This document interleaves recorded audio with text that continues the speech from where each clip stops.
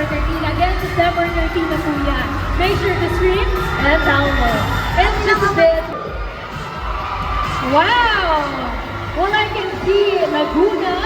I can see Bulacan. We have here Stacy. Naku, napakarami po talaga pumunta dito. Again, to all the fans, friends, family, maraming salamat sa pagsuporta sa inyong mga mutya.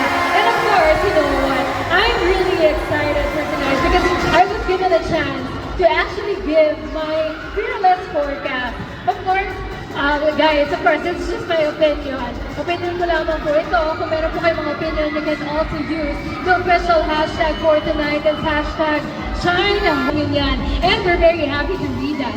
Going back to my fearless forecast, I'm thinking tonight that grabe, napakahirap po talaga to strut on stage wearing your swimsuit. Hindi talaga siya madali. Kaya naman to all our mutyas, congratulations for actually doing that on stage. Napakagaling yung lahat. Again, let's all give them a round of applause. Hindi po madali yan. And also, kung nandito po kayo sa San Juan Arena, maririnig po ninyo ang hiyawan, ang suporta ng ating mga kasama dito. Friends, family, friends, they are more candidates here at Pilipinas 2024. Going back to my fearless forecast, alam mo, isa sa mga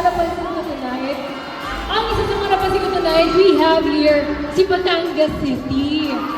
Bravo si Batangas City. I love the flipping of their hair. The straight hair is really giving. At talaga naman yung mga fans si Batangas City.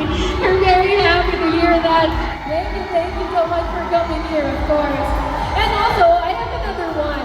Street Heritage tonight.